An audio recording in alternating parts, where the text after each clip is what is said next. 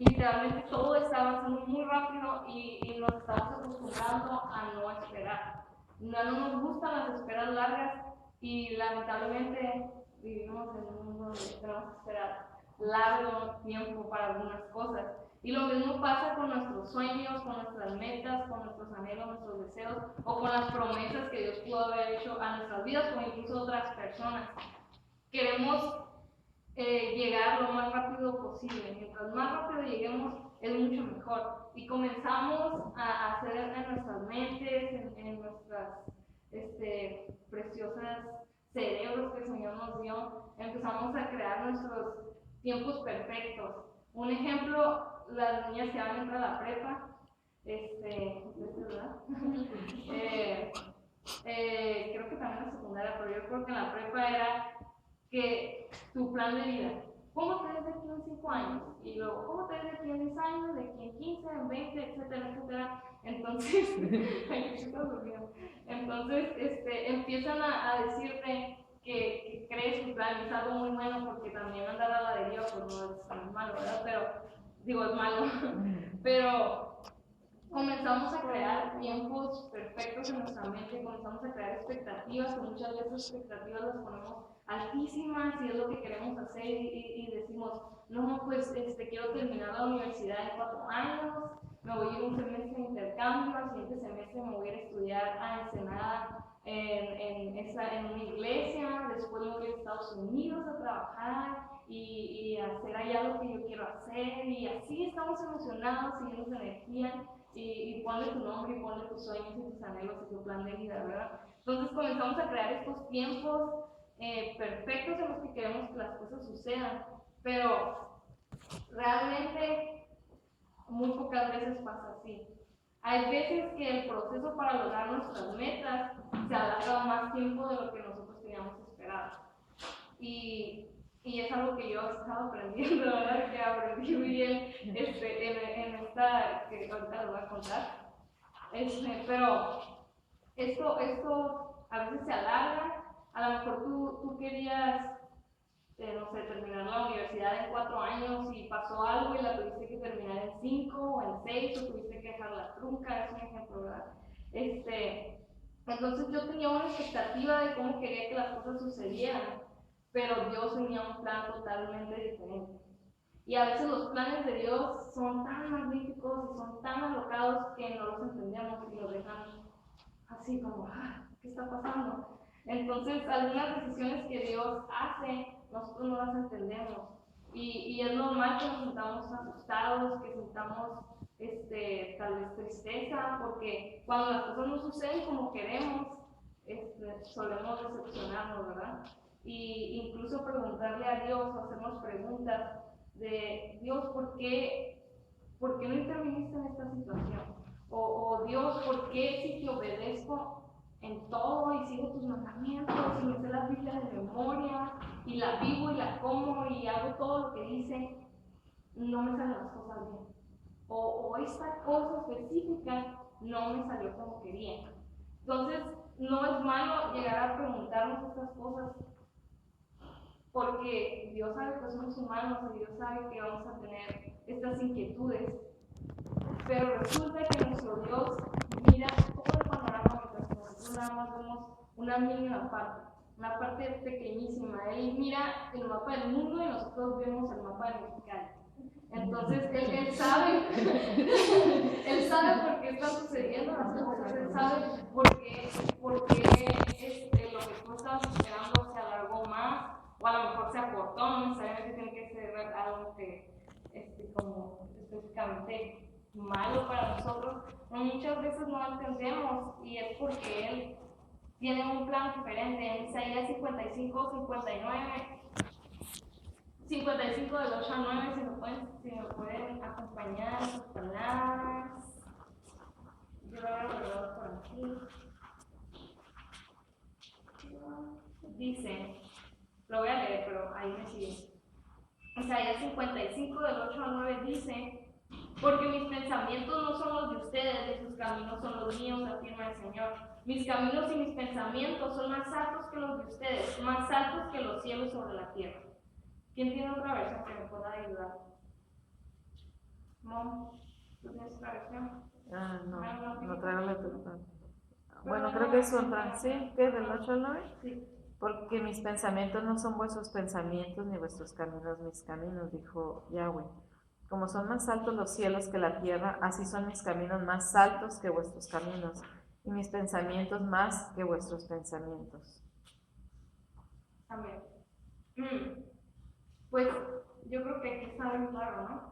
El Señor dice que sus pensamientos, y yo creo que en sus pensamientos caben los planes, caben los tiempos, y son mucho más altos que los de nosotros.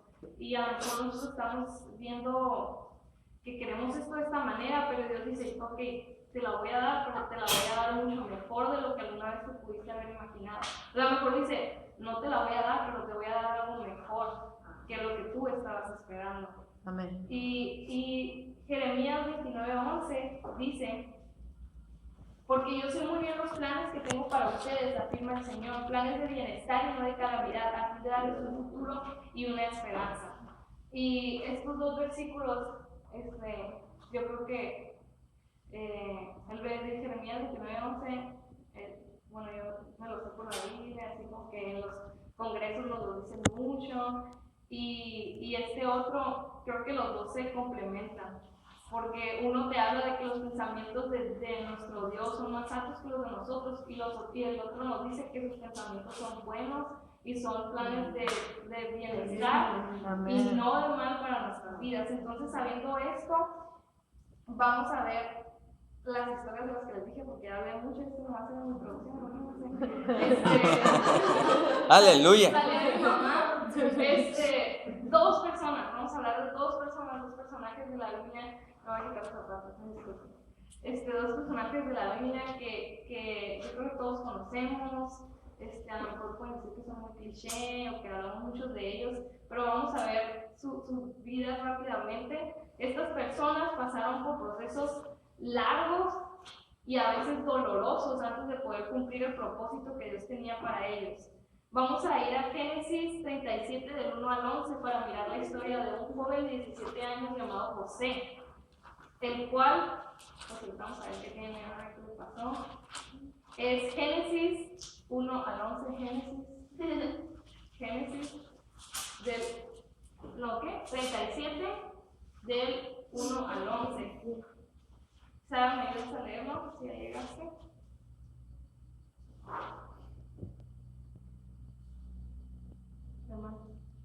Habitó Jacob en la tierra donde había morado su padre, en la tierra de Canaán. Esta es la historia de la familia de Jacob. José, siendo de edad de 17 años, apacentaba las ovejas con sus hermanos, y el joven estaba con los hijos de Bilha y con los hijos de Zilpa, mujeres de su padre. E informaba José a su padre la mala fama de ellos. Y amaba Israel a José más que a todos sus hijos, porque lo había tenido en su vejez, y le hizo una túnica de diversos colores. Y viendo sus hermanos que su padre lo amaba más que a todos sus hermanos, le aborrecían y no podían hablarle pacíficamente.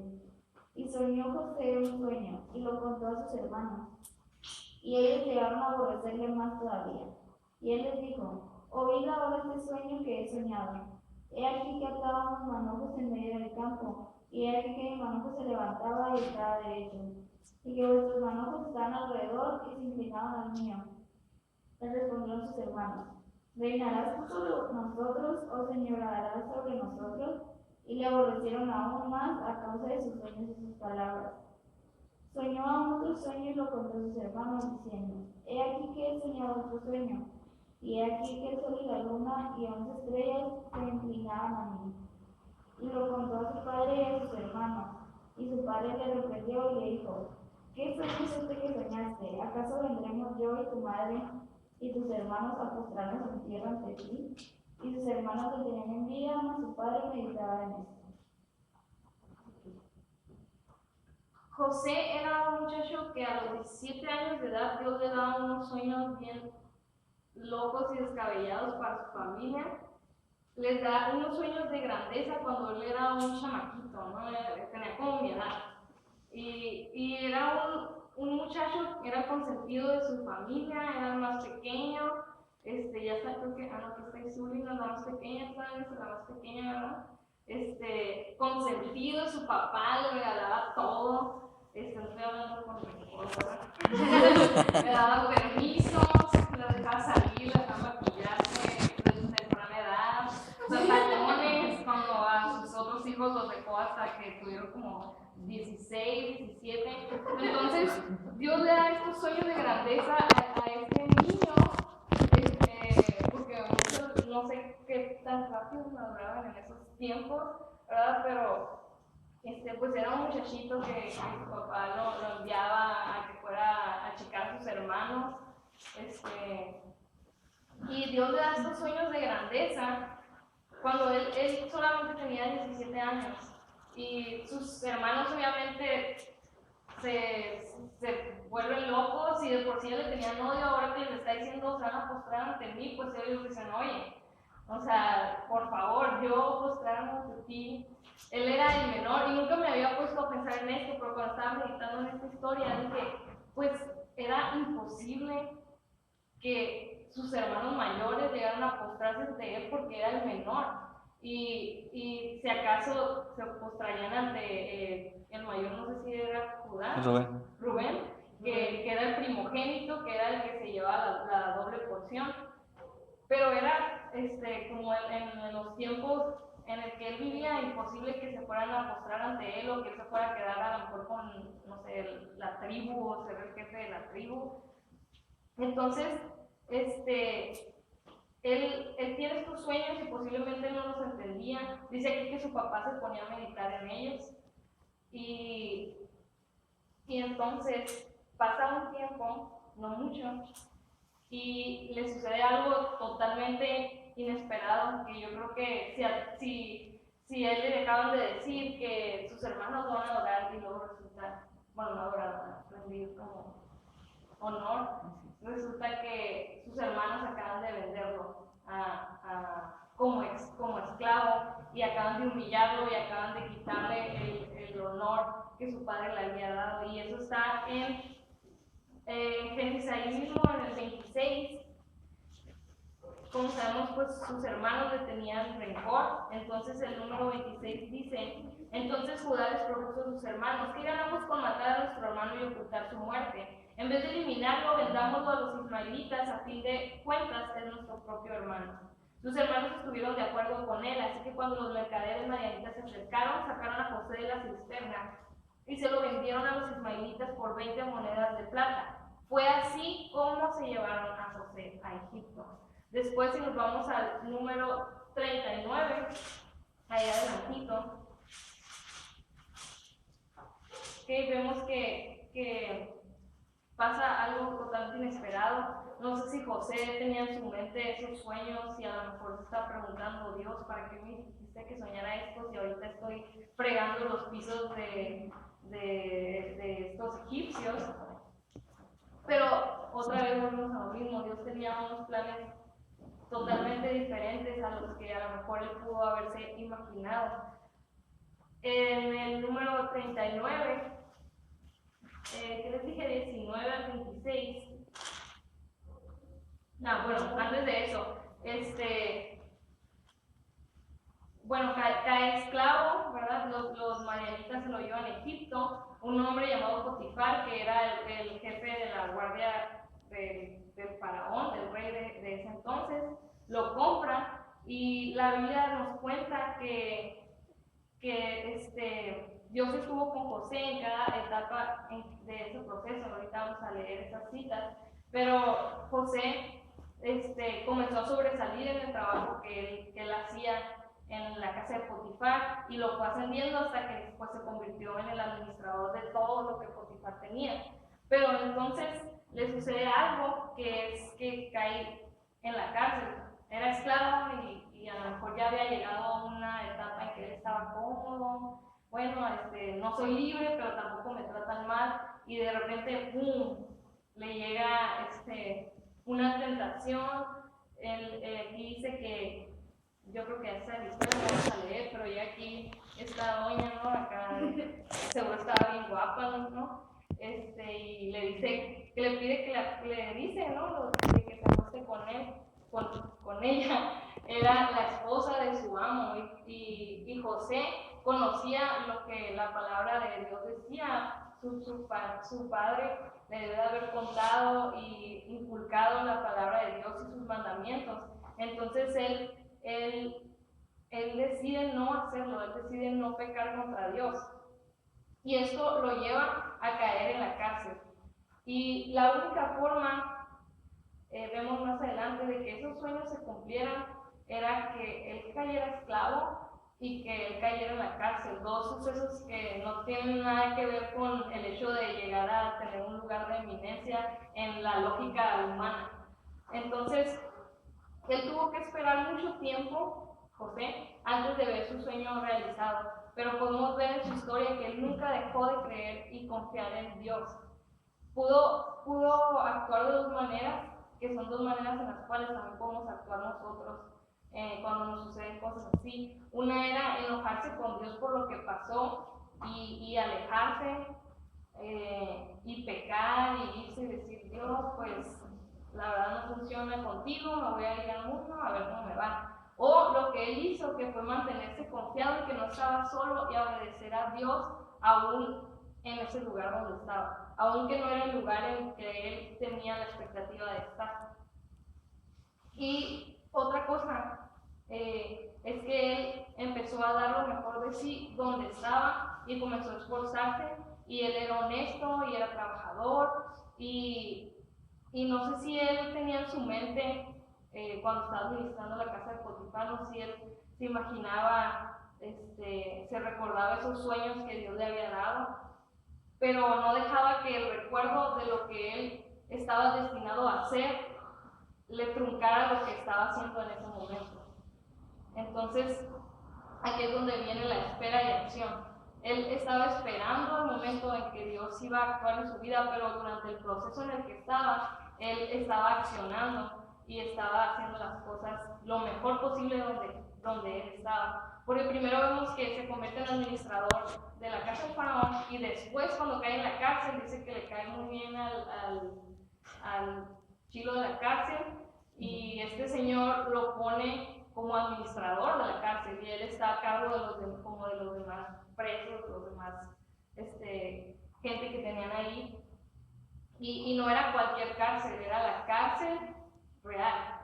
No estaba en la cárcel ahí más horrible, no. Estaba en la cárcel del rey. No sé si estuviera en el palacio, esa cárcel, o debajo del palacio, en las catacumbas.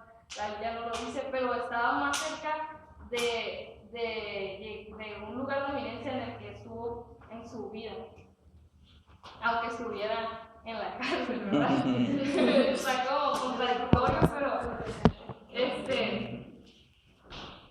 vemos que Dios estuvo con José en cada etapa de su vida, como les estaba diciendo. En Génesis 39, del 2 al 31, nos dice, rápidamente se los leo, dice: ahora bien, Yahweh estaba con José y las cosas le salían muy bien.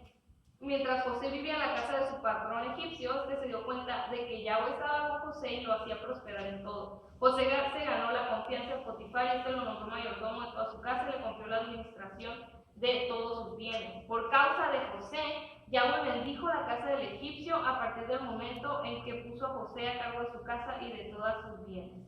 La bendición de Yahweh se extendió sobre todo lo que tenía el egipcio, tanto en la casa como en el campo. Después, en Génesis 41,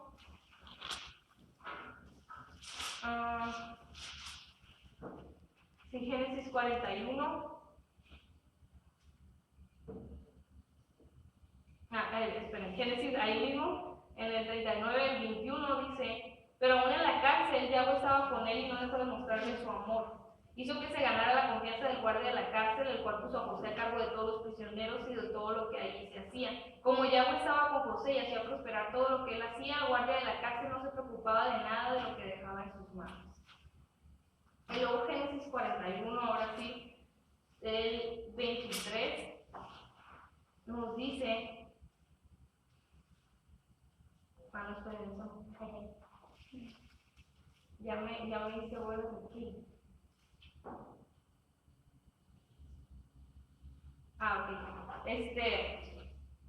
recordando un poquito, ya sabemos, el Señor lo bendecía en donde quiera que él estaba, dice que Dios estaba con él. En ningún momento del proceso en el que él estuvo, Dios lo dejó solo, sino que todo lo que él tocaba, podríamos decirlo así, era bendito y comenzaba a prosperar, no importaba en dónde estuviera. Y eso lo llevó a ir subiendo, ¿verdad? Poquito a poquito. Después, cuando está en la cárcel, sabemos la historia. Se encuentra con estos dos señores que habían estado sirviendo al rey y les vuelve a llegar lo que son los sueños, reaparecen los sueños en la historia de José. A lo mejor él se había olvidado de ellos o a lo mejor siempre tenía presente los sueños, pero aquí vuelve a entrar, ¿verdad? Lo que era, lo que inició su historia, que habían sido los sueños. Él da la interpretación de ellos.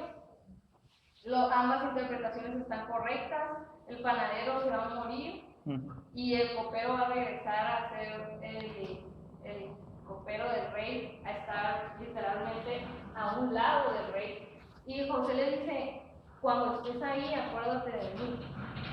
Pero a él se le olvida. Y no recuerdo si dice cuánto tiempo, pero ¿cuánto tiempo dice? La verdad no leí esa parte, o sea, no la releí. Pero pues se le olvida al copero, pasa el tiempo, y cuando el faraón tiene estos sueños súper raros, el copero se acuerda, porque ya no había, todos los magos y los sabios del faraón no habían podido decirle qué significaban sus sueños raros. Entonces el copero se acuerda: este muchacho hebreo que estaba ahí en la cárcel. Entonces mandan llamar a José. Y es cuando vemos que le explica todos los sueños al faraón. Y en el 21,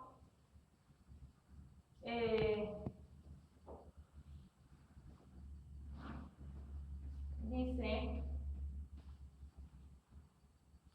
en el 33 era, en el 33 dice, José le está diciendo sobre lo que significa el sueño, de que es la sequía, primero los años de bendición de Egipto, después la terrible sequía que iba a venir. Entonces él empieza a dar un consejo muy sabio y le dice: el faraón debería buscar un hombre competente y sabio para que se haga cargo de la tierra de Egipto.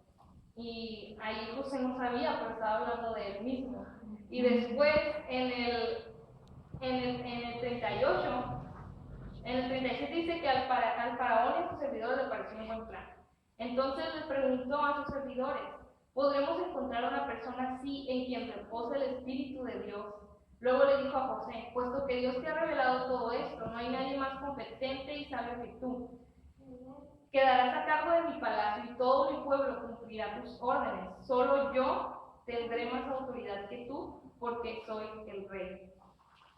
Entonces vemos cómo el Señor fue llevando a José desde estar bien a gusto en la casa de su padre, lo saca de su comodidad, lo lleva a ser esclavo, luego lo lleva a estar otra vez en un rato así de a lo mejor comodidad. Llega a una tentación en la cual él dice: no, yo no voy a hacer eso. Y en cambio, a lo mejor pensaríamos que Dios le iba a dar un premio y Potifar: muy bien, gracias por no meterte con mi esposa. En cambio, le cree a la mujer y lo lanzan a la cárcel. Y aquí es donde les decía las preguntas al principio. A lo mejor él llegó a preguntarse: Dios, acabo de obedecer tu palabra, ¿por qué estoy aquí en la cárcel? En cambio, la actitud que José tiene, que es lo que podemos aprender de él, aprendemos muchas cosas, pero lo que quiero que se queden en esta noche sobre José es que él no se quedó estancado en lo que le sucedió, sino que se mantuvo en su fe y dio lo mejor de sí en cualquier lado donde él estuviera. Tal vez si él se hubiera tomado una actitud negativa ante lo que le estaba sucediendo y se hubiera amargado con la vida y se hubiera amargado con Dios y con Madianitas y con su nuevo amo y con todo el mundo, Dios no lo hubiera prosperado de tal manera. En cambio, él sabía que en ese momento no iba a poder a lo mejor cambiar su situación, entonces intentó dar lo mejor de sí en donde estaba. Y Dios permitió que todos esos sucesos pudieran suceder, para que José pudiera salvar a una nación. Y más adelante dice que José termina entendiendo por qué le pasan todas esas cosas cuando mira a sus hermanos, ¿no? Y entonces muchas veces vamos a entender lo que Dios hace hasta que ya terminamos el proceso, otras veces durante el proceso. Y bueno, esa es la historia de José, quédense ahí, ya hablo mucho. Pero vamos a ver rápidamente la de David y a ver si no puedo hablar tanto esta vez. David, yo creo que todos conocen a David. Cuando les pregunté a las niñas que quién quisieran conocer de la Biblia, yo como su mejor amigo, muchos dijeron David. Y él, al igual que José, recibió una promesa desde que él era joven. José recibe un sueño, él recibe una promesa, y esa promesa es nada más y nada menos que el reino de Israel. ¿Verdad? En 1 Samuel 16, 7, si pueden acompañarme ahí. 1 Samuel 16, 7. 16, 7 dice así.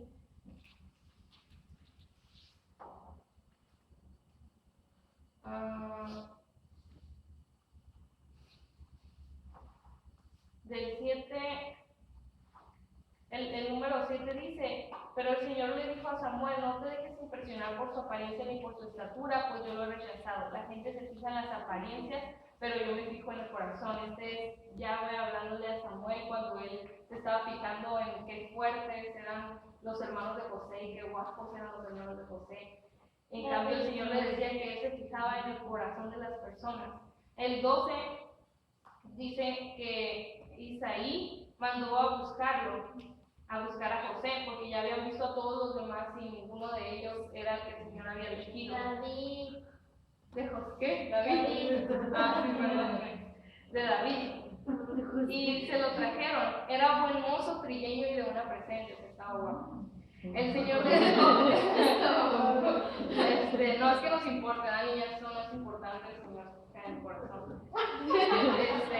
Nosotros hay que fijarnos en la ¿verdad? Era buen mozo, trigueño y de buena presencia, y Yahweh le dijo a Samuel: este es, levántate y úngelo. Así nomás, no le dijo nada más. Este es, levántate y úngelo. Samuel tomó el cuerno de aceite y ungió al joven en presencia de sus hermanos. Ahí otra vez vemos a los hermanos, no había notado eso. Él era el más chiquito otra vez, era el más chiquito y lo unge en presencia de sus hermanos. Y pues quién sabe qué habrán pensado los hermanos, ¿verdad? De mocoso, seguro Samuel. Y entonces el espíritu de Yahweh vino con poder sobre David, y desde ese día estuvo con él. Luego Samuel regresó a Ramá. Aquí podemos ver que a José lo describen como que el Espíritu de Dios reposaba sobre él. Y David, en el momento que es ungido, dice que desde ese día el Espíritu del Señor vino con poder a su vida y estuvo con él desde ese día. Y él recibe esta promesa, lo van a ungir como rey. Y aparentemente la historia de David comienza de una manera más feliz que la de José, que inmediatamente cae en tragedia. En cambio, David, poco tiempo después de que lo ungieron, ya sabemos, va a matar al gigante. Antes de que lo mate, él entra en servicio del rey, directamente al área donde próximamente él iba a estar. Y después vence al gigante Goliat y se gana el amor de todo el pueblo, pero ahí es cuando empiezan a comenzar los problemas.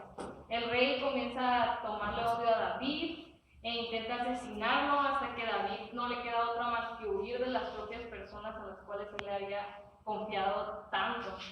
Y después de eso, él tiene que luchar mucho antes de poder ser nombrado el rey de Israel. No fue un proceso rápido. No le voy a dar muchas citas, yo creo que muchos conocemos la historia de David, si no pueden leerse el libro de Samuel. 1 Samuel y 2 Samuel están muy bonitos y muy llenos de cosas que podemos aprender para nuestras vidas. Pero su historia no era tan fácil. fácil como pudiéramos habernosla imaginado. A lo mejor cuando lo estaban ungiendo, dijo, pues unos cuantos añitos y pues Dios me pone en el trono, ¿no? Así rapidito, ay, Saúl, sigo yo. Pero pues no fue así, le costó llegar al trono, le costó gente que amaba, ¿verdad? Porque llegó a perder a su mejor amigo y llegó a perder también, pues supongo que a Saúl también lo apreciaba. Podemos leer que él le tenía un respeto a Saúl a pesar de que trató de matarlo un chorro de veces. Pero David era una persona que tenía el corazón dispuesto a ver lo que Dios quería hacer. Y él tenía al Señor en su corazón y eso le impedía hacer algo que estuviera en contra de la palabra del Señor, incluso si ese algo lo iba a llevar más rápido al lugar donde el Señor le dijo que iba a estar. No sé si expliqué, porque yo me estoy haciendo bolas un poco. Pero David se mantuvo firme y adorando a Dios, creyendo en su guía y amor durante todo el proceso en el que estuvo. Él estuvo luchando mucho antes de ser nombrado rey de Israel. Como ya les había dicho y vuelvo a repetir, el rey Saúl lo persigue mucho, se tiene que empezar a ocultar en las montañas, de ser a lo mejor, pues no sé si el segundo, ¿no? Pero uno de los más amados de Israel, termina escondiéndose ahí en las montañas y en los cerros con los animales y las lagartijas y las ratas. Termina durmiendo ahí en la intemperie cuando él dormía en una cama como rey casi.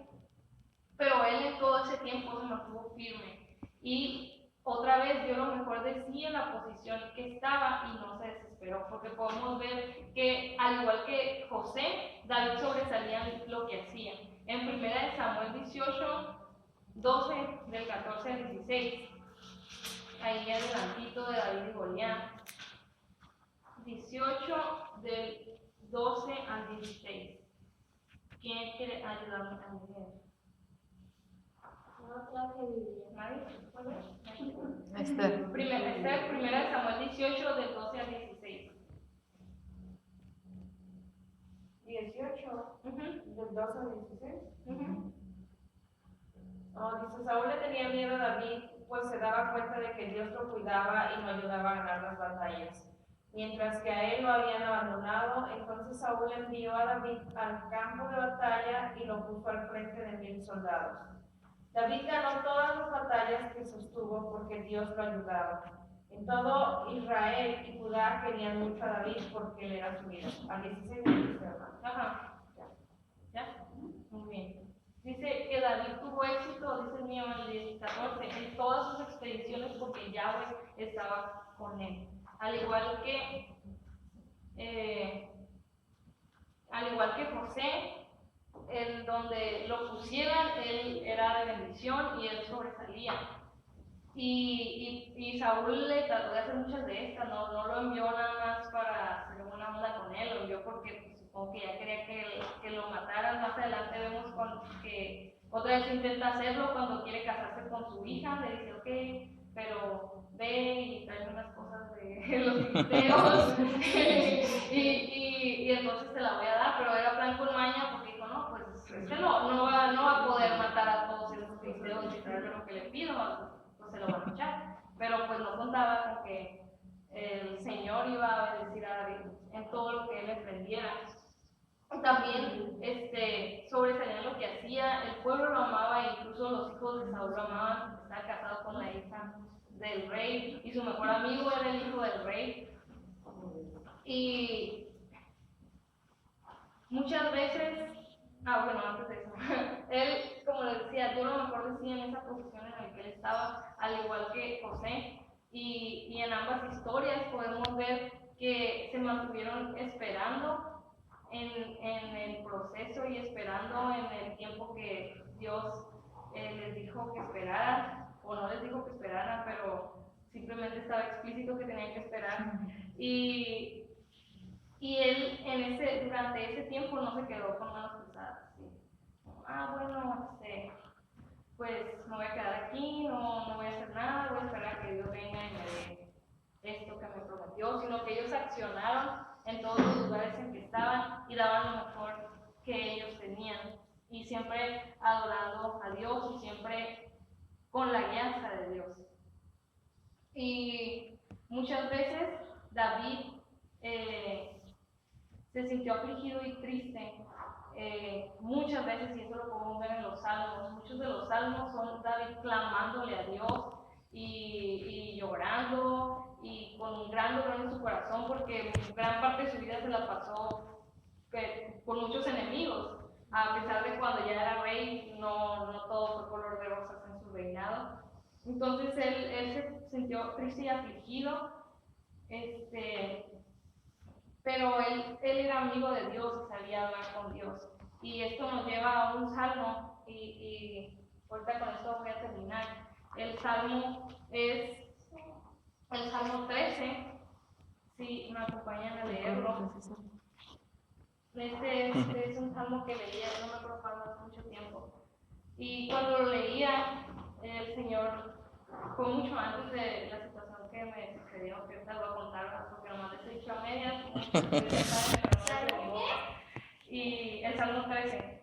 Y esta palabra, cuando la volví a leer, y pues el Señor, pues yo la tenía marcada, y cuando estaba pues viendo estas historias y con todo esto en mi mente, y el Señor me recuerda esa palabra, que el Salmo 13 se los voy a leer.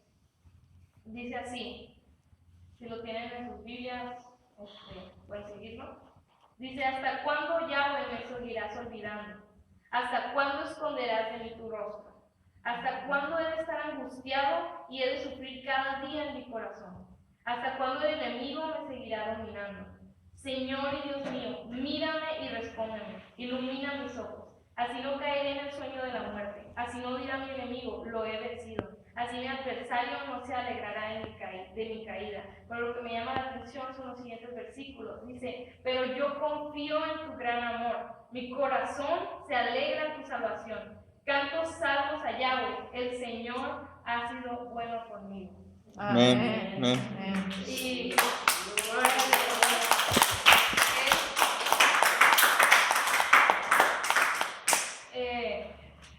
David y José pasaron por cosas que los pusieron tristes, y nosotros somos parecidos a ellos, porque nosotros somos humanos como ellos, y cuando las cosas tardan podemos llegar a sentirnos tristes, llegar a sentirnos solos, asustados, pero nunca hay que permitir que eso haga que nuestra fe flaquee, sino que como David, cuando estemos en momentos de angustia, hay que clamar a nuestro Padre y preguntarle, y podemos preguntarle qué es lo que pasa, eso es válido. Y podemos ver que aquí David le habla al Señor y dice: Dios, respóndeme, ¿hasta cuándo voy a estar sufriendo esto? ¿Hasta cuándo va a estar pasando esto otro? Y él sabía que podía hablarle al Señor, porque él era amigo de Dios.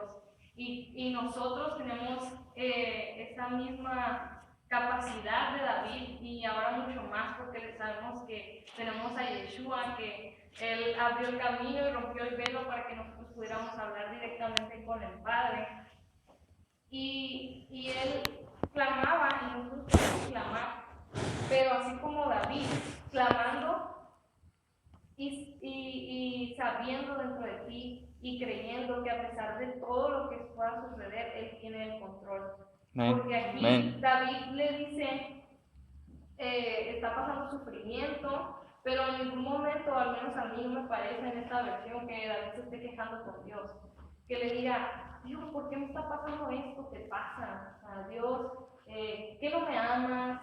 ¿Que no te canto salmos? ¿Que no te escribo esto? ¿Que no hago aquello? ¿Que no he guiado a tu pueblo? Que en ningún momento veo que David se esté quejando de esa manera, diciéndole a Dios que Él es malo o que Él es injusto, sino que le pregunta al Padre cuándo lo va a ver y lo va a salvar, como tal vez un niño le dice a su papá que lo voltea a ver, o le habla a su papá cuando se cayó de la bicicleta. Y pero él no está molesto con Dios, sino que está clamando. Y al final de este salmo, lo que me llama la atención, como les decía, es que él termina este salmo que tal vez nos parecería como bien triste, él sufriendo, pero termina adorando a Dios.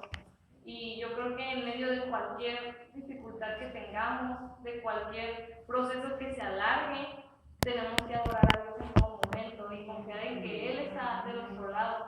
Y muchas veces Él nos va a responder y otras veces Él no nos va a responder. Y a veces va a doler, y va a doler mucho.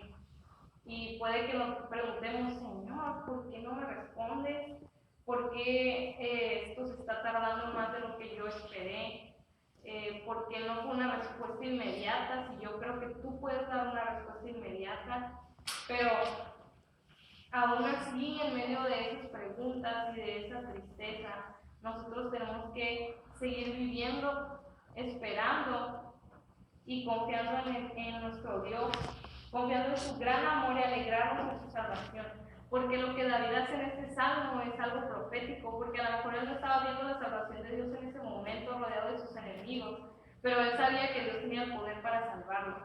Y es algo que nosotros tenemos que hacer, adorar al Señor en cada parte, en cada etapa de nuestra vida y esperar como esperó José y como esperó David, no en una actitud mala o una actitud de queja hacia nuestro Dios, sino en una actitud de